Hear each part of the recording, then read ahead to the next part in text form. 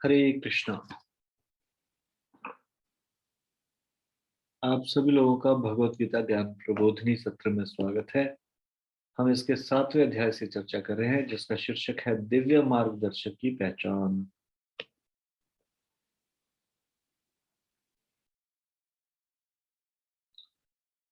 तो हम लोग गुरु की योग्यता के बारे में बात कर रहे हैं। प्रामाणिक गुरु के लक्षण। तो हमने 2 लक्षणों की चर्चा की।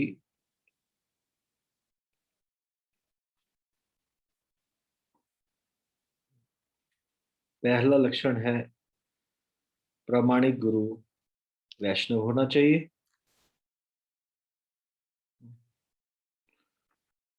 और दूसरा लक्षण है प्रामाणिक गुरु संप्रदाय में होना चाहिए। संप्रदाय क्या है, अप संप्रदाय क्या है, प्रामाणिक संप्रदाय कौन से हैं, इस पे भी हमने चर्चा की। आज हम तीसरे गुरु के लक्षण के बारे में बात करेंगे। तो इससे पहले कि ये चर्चा करें, कृपया आप सब लोग मेरे साथ ही प्रार्थना बोले।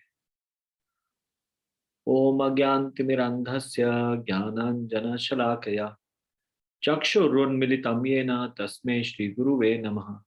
श्रीचैतन्यमनोभीष्टं स्थापितं येन भूतले स्वयं रूप कदा मह्यं ददाति स्वपदान्तिकम्। वन्देऽहं गुरोः श्रीयुतपदकमलं श्रीगुरुन् वैष्णवांश्च श्रीरूपं सागरजातं सैगण रघुनाथान्वितं तं सजीवम् साद्वैतं सावधूतं परिजनसहितं कृष्णचैतन्यदेवं श्रीराधा कृष्णपादान् सैगण ललिता श्रीविशाखान्वितांश्च। हे कृष्ण करुणा सिन्धो दीनबन्धो जगत्पते गोपेश गोपिकान्त राधाकान्त नमोस्तुते। तप्त कांचन गौरांगी राधे वृंदावनेश्वरी विश्वानुसुते देवी प्रणमामि हरिप्रिये। वाञ्छाकल्पतरुभ्यश्च कृपा सिन्धुभ्य एव च पतितानां पावनेभ्यो वैष्णवेभ्यो नमो नमः। जय श्री कृष्ण चैतन्य प्रभु नित्यानंद श्री अद्वैत गदाधर शिवासादि गौर भक्त वृंदा। हरे कृष्ण कृष्ण कृष्ण हरे हरे, हरे राम राम राम हरे हरे। तो तीसरा बड़ा महत्वपूर्ण लक्षण है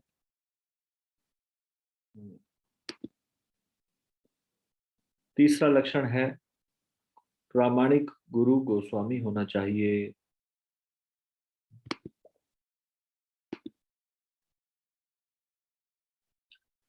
प्रामाणिक गुरु गोस्वामी होना चाहिए।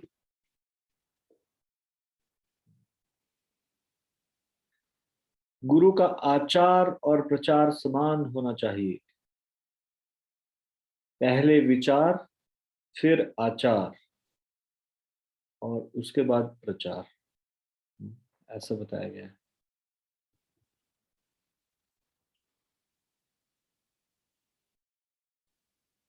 पहले विचार फिर आचार तब प्रचार। आचार से तात्पर्य है गुरु को अपनी इंद्रियों पर पूर्ण निग्रह होना चाहिए और स्वयं दृढ़ता से भक्ति अंगों का पालन करते हुए धर्म शिक्षा देनी चाहिए, तभी वह गुरु बनने के योग्य है। श्री रूप गोस्वामी इंद्रिय निग्रह की परिभाषा इस प्रकार करते हैं। वाचो वेगम मनसा क्रोध वेगम जिह्वा वेगम उदरो उपस्थ वेगम एतान वेगान यो विषहेत धीरः सर्वाम अपि माम पृथ्वीम सशिष्यात्। तो ये उपदेशामृत का श्लोक है। इसका अर्थ है जो व्यक्ति अपनी वाणी, वाचो वेगम मतलब वाणी का वेग, मनसा मतलब मन का वेग, क्रोध वेगम यानी कि क्रोध का वेग, जिह्वा वेगम जिह्वा का वेग, उदर उपस्थ वेगम उदर का वेग और जनेन्द्रियों का वेग। इन 6 वेगों को यदि कोई जीत लेता है, एतान वेगान यो विषहेत धीर, वो धीर कहलाया जाता है। उसी को पूरी पृथ्वी पर शिष्य बनाने का अधिकार है, अर्थात वही गुरु बनने के योग्य है। तो ये तीसरी प्री कंडीशन है, तीसरा लक्षण है। क्या लक्षण है तीसरा? गुरु बनने के योग्य कौन है?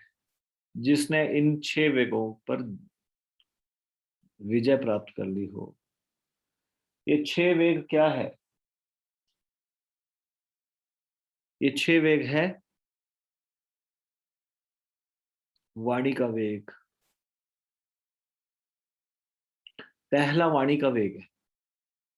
वाणी का वेग यानी कि जो भी कुछ मुंह में आया जो भी कुछ मन में आया वो बोलते रहे, ऐसा नहीं कर सकते। हाँ? वाणी का वेग, वाणी का वेग मतलब कई बार हमारी इच्छा होती है कि पलट के कुछ जवाब दें। कई बार कोई व्यक्ति हमें तीखा बोलता है तो फिर उसके बाद हमारी भी तीखा बोलने की इच्छा होती है। ये सारा वाणी का वेग है। वाणी का वेग मतलब अपनी वाणी पर कंट्रोल ना होना, कुछ भी बोलते रहना। एक भक्त को कोई ऐसी बात नहीं बोलनी चाहिए जिससे कि कृष्णा कॉन्शियसनेस, जो कृष्ण भावनामृत में सहायक ना हो। एक शुद्ध भक्त के लक्षण है वो केवल उन्हीं शब्दों को मुख से बोलता है जिससे कि कृष्ण भावनामृत में प्रगति हो।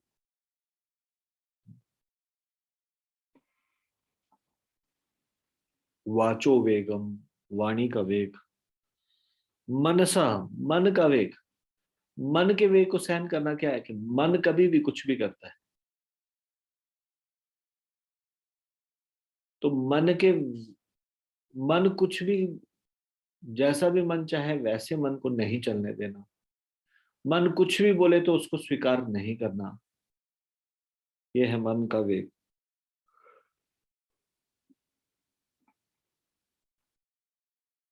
वाचो वेगम मनसः, मन का वेग। क्रोध वेगम, क्रोध करना, ये तीसरा वेग।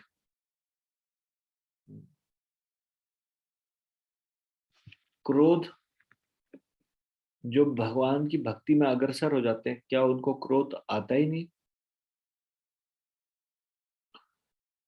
सामान्यतः क्रोध नहीं आता है, लेकिन क्रोध सामान्यतः क्रोध को सहन करते हैं। अगर क्रोध आता भी है तो भी वो कम मात्रा में आता है और उसके बाद वो आराम से सहन कर पाते हैं।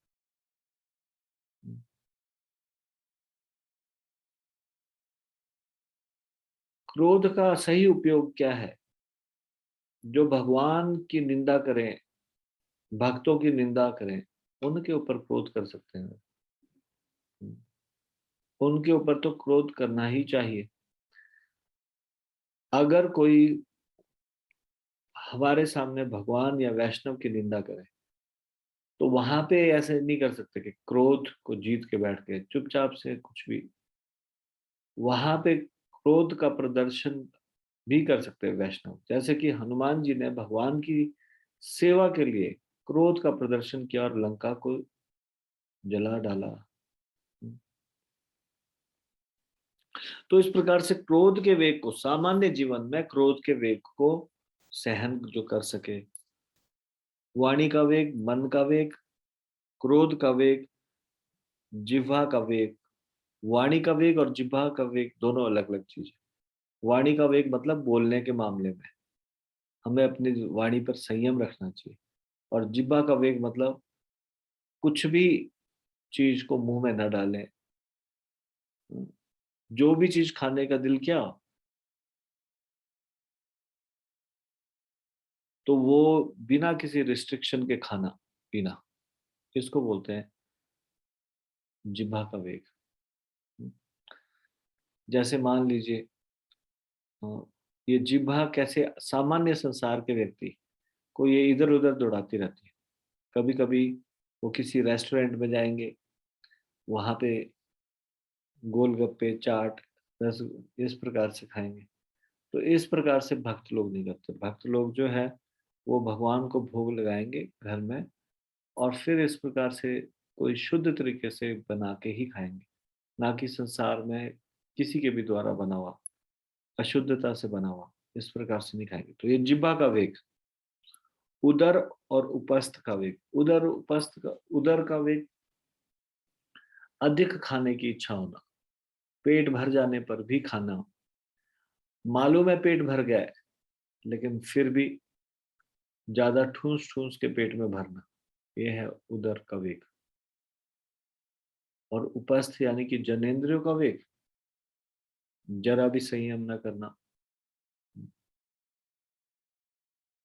भोग विलास का जीवन जीना, ये है जनेंद्रियों का वेग।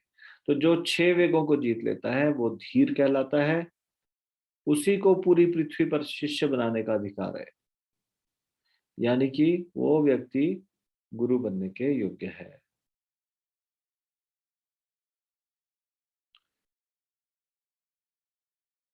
आचार्य किसको कहा जाता है? एक आचार्य गुरु बनने के योग्य होता है। आचार्य मतलब जिसके आचरण में हो। जब पुस्तकीय ज्ञान होता है तो पुस्तक में जब हम पहले पढ़ते हैं ज्ञान को, और जब उसका पुस्तक के ज्ञान ज्ञान को अपने जीवन में उतार लेते हैं, तो जब वो आचरण में आ जाता है तो फिर वो आचार्य कहलाता है। एक आचार्य ही गुरु बनने के योग्य है, यानी कि उसके आचरण में वो चीजें होनी चाहिए जो वो लोगों को प्रचार कर रहा है। फिर वो अपने आचार के द्वारा दूसरों की श्रद्धा संग्रह करता है। तो औरों की श्रद्धा कैसे होती है उसके प्रति? क्योंकि उसका आचरण अच्छा होता है, इसलिए ऐसा आचार्य गुरु बन सकता है। तो तीसरा लक्षण क्या था गुरु का? प्रामाणिक गुरु कैसा होना चाहिए? गोस्वामी होना चाहिए, यानी कि उसकी इंद्रियां उसके कंट्रोल में होनी चाहिए। जिसकी इंद्रियां उसके कंट्रोल में ना हो वो गुरु बनने के योग्य नहीं है।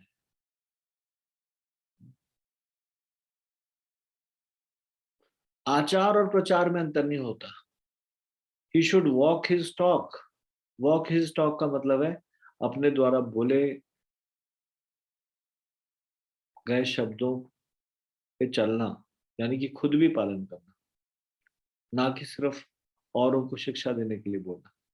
अच्छी बात बोलना कौन सा मुश्किल काम है? भगवान की भक्ति करनी चाहिए, कभी झूठ नहीं बोलना चाहिए। ऐसा बोलना तो किसी को भी आ सकता है, कोई भी व्यक्ति अच्छी अच्छी बातें बोल सकता है। लेकिन किससे अंतर पड़ता है? क्या वो जो बोल रहा है क्या वो उस पर पालन कर रहा है या नहीं? एक ढोंगी व्यक्ति भी, एक ढोंगी गुरु भी अच्छी अच्छी बातें कर सकता है, अच्छे अच्छे शब्द बोल सकता है। कैसे पता चलेगा वो ढोंगी है? आचरण क्या है, उसका आचरण क्या है? कई बार कुछ अंधे शिष्य होते हैं, अंधे शिष्य मतलब देख कर भी फिर वो आंखें मूंद लेते हैं। तो गुरु बनाने से पहले ये देखना चाहिए ये गुरु बनने के लक्षण है उसमें या नहीं। तो गुरु बनने के लक्षण में ये तीसरा लक्षण है, वो गोस्वामी होना चाहिए। इंद्रियों पे नियंत्रण होना चाहिए उसका। प्रामाणिक गुरु गोस्वामी होना चाहिए। तो कौन कौन से 3 लक्षण अभी तक हमने जाने? प्रामाणिक गुरु पहला वैष्णव होना चाहिए। दूसरा प्रामाणिक गुरु प्रामाणिक संप्रदाय से होना चाहिए। ऐसे बहुत सारे अपसंप्रदाय पैदा हो गए, तो सही संप्रदाय जैसा पद्म पुराण में बताया गया। तीसरा प्रामाणिक गुरु गोस्वामी होना चाहिए। चौथा लक्षण है प्रामाणिक गुरु ज्ञान, वचन और आचरण से भारी होता है। गुरु का मतलब ही होता है भारी। गुरु शब्द का अर्थ है भारी होना। प्रामाणिक गुरु अपने शिष्य पर भारी होता है।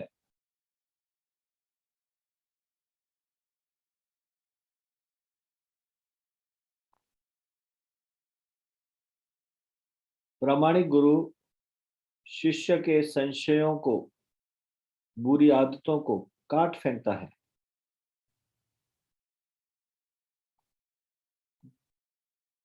जिस प्रकार कसाई बकरे का गला पैनी छुरी से काट देता है, वैसे ही एक गुरु इन बुरी आदतों को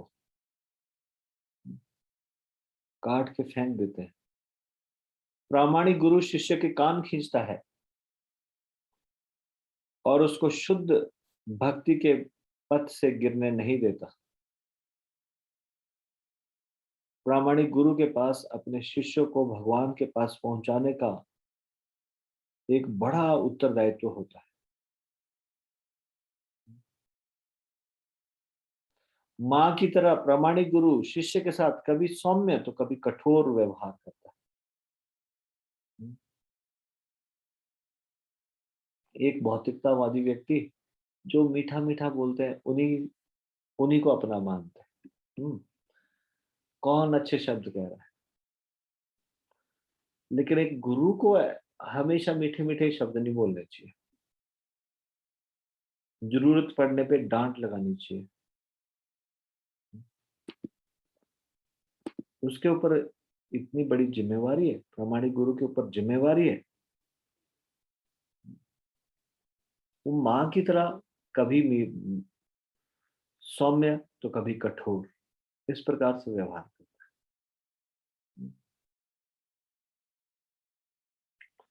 दोनों व्यवहार उसकी भलाई के लिए होते हैं। अगर सौम्यता से व्यवहार करें तो भी उसकी भलाई, कठोरता से व्यवहार करें तो भी उसकी भलाई। दोनों व्यवहार। एक शिष्य को गुरु की डांट सुनने के लिए तैयार होना चाहिए। वहां पे उसका प्रेस्टीज इश्यू नहीं आना चाहिए। वहां पे उसको उसका अहंकार नहीं आना चाहिए। उसको ये नहीं लगना चाहिए कि ऐसे कैसे बोल दिया मुझे। उसको हृदय में ये बात चुभनी नहीं चाहिए। जितनी ज्यादा हमारे में अहंकार की मात्रा होगी, उतनी मात्रा में, to the degree we feel bad when somebody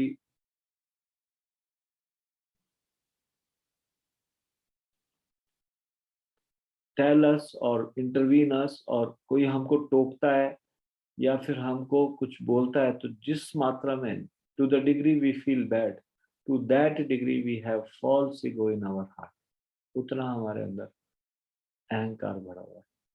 ये अहंकार गुरु के सर सामने बिल्कुल अहंकार का सर नहीं उठाने देना चाहिए। बल्कि एक शिष्य तो प्रसन्न होता है जब उसको गुरु से डांट मिलती है। जब गुरु से मीठा व्यवहार मिलता है, तब उनको लगता है कि कुछ तो प्रॉब्लम है, why I am not getting chastisement. अगर कभी हम गलती कर रहे हो और फिर भी गुरु नहीं डांट रहे, इसका मतलब हमारे सरेंडर्ड में प्रॉब्लम है। इसलिए गुरु देख रहे he is not surrendered, is not surrendered. इसलिए गुरु उसको वो बहुत महत्वपूर्ण अमृत नहीं दे रहे। कौन सा? ये डांट प्रसाद। ये बड़ा महत्वपूर्ण अमृत है, मिलना चाहिए, गुरु से मिलना चाहिए। एक शिष्य को प्रसन्न होना चाहिए। अगर उसको टोका जाए, उसको बताया जाए ये चीज गलत है। आजकल के समय में कौन किस व्यक्ति को टोकता है? सब अपने लाइफ में इतने बिजी है, they don't have time for others. कोई किसी को टोके और बताए कि यू आर रॉन्ग, आप अभी गलती पे हो, ऐसा किसके पास समय है? गुरु समय निकाल रहा है और हमको ये बता रहे हैं कि हम कहाँ पे गलत है। तो ये कितनी बड़ी बात है। मतलब हम, एक शिष्य भाग्यशाली है कि गुरु ने उनको डांट डांट लगाई। जिस प्रकार डॉक्टर फोड़े पर चीरा लगाता है, उसी प्रकार प्रामाणिक गुरु हमारी संसारी वासनाओं को काट देते हैं। जैसे डॉक्टर का यह क्रूर दिखाई देने वाला व्यवहार उसकी करुणा दर्शाता है, वैसे ही गुरु की डांट फटकार उनकी असीम कृपा दर्शाती है। एक गुरु अगर डांट रहे हैं तो ये उनकी बड़ी करुणा है, कृपा है कि उन्होंने हमको इस योग्य समझा, हमारा इलाज कर रहे हैं वो। जैसे डॉक्टर एक देखने में उसका क्रूर कार्य लग सकता है कि हाथ में एक पैनी चीज से चीरा लगा रहे हैं, फोड़ा पहले ही दर्द है फोड़े पे, और फोड़े पे दर्द है उसको डॉक्टर चीरा लगा रहा है। तो वैसे प्रामाणिक गुरु हमारी सांसारिक वासनाओं को काट देते हैं। अगर कोई प्रामाणिक गुरु शिष्य को नहीं टोकता, स्वच्छंदता पूर्वक कार्य करने देता है, तो वो अपना कर्तव्य का पालन ठीक से नहीं कर रहा। इस संसार में इस प्रकार के गुरु है कि उनके शिष्य जो मर्जी करते रहे, उनको कुछ लेना देना ही नहीं है। सिर्फ और सिर्फ उनको ऊंचे ऊंचे व्यक्तियों को अपना शिष्य बनाना है, या फिर शिष्यों से भौतिक लाभ मिल रहा है इसलिए वो किसी भी चीज के लिए शिष्य को नहीं टोकते। ऐसा गुरु नहीं होना चाहिए। ऐसा गुरु जो कभी टोके ही ना शिष्य को, बोले ही ना क्या वो गलती कर रहा है। उनको एकदम से टोकना चाहिए, बताना चाहिए क्या सही है क्या गलत है। प्रामाणिक गुरु को चाहिए कि वह सदा अपने शिष्य के आध्यात्मिक हित के बारे में बोले, चाहे वो अप्रिय क्यों ना लगे। अप्रिय लगने वाली बात को भी एकदम से बेहिचक बोलना चाहिए। यह है प्रामाणिक गुरु।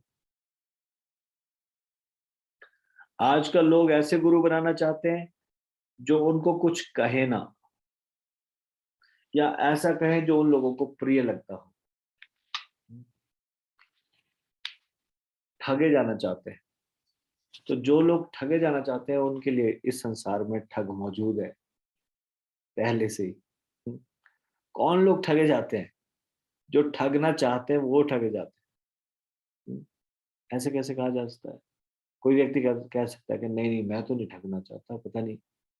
नहीं नहीं, हम कहीं ना कहीं ठगना चाहते थे, इसलिए हमारे को ठग गुरु मिल जाता है। जैसे कि कई गुरु मांसाहार के लिए मना नहीं करेंगे, वैदिक नियमों को सख्ती से नहीं बताएंगे, स्वच्छंदता पूर्वक आचरण कर देंगे शिष्यों को। और हम भी ऐसी गुरु चाहेंगे जो हमको ज्यादा रोक टोक ना करे। जो ऐसा गुरु चाहते हैं कि रोक टोक ना करे, तो उनको ऐसे गुरु मिल जाते हैं जो बोलेंगे मांस भी खाओ और भगवान का नाम भी लो, सब कुछ करो, बस सिर्फ थोड़ा कुछ हल्का फुल्का सा कुछ भगवान के बारे में बताएंगे। बाकी चीजों के लिए, कोई चीजों के लिए टोकने वाली कोई चीज ही नहीं होगी। कई गुरु कुछ भी निषेध नहीं बताएंगे, संसार में कोई भी चीज के लिए निषेध कार्य नहीं बताएंगे। ऐसा गुरु कोई चाहता होगा तो he just want to be cheated, so he will get some cheater, उसको चीटर मिल जाएगा।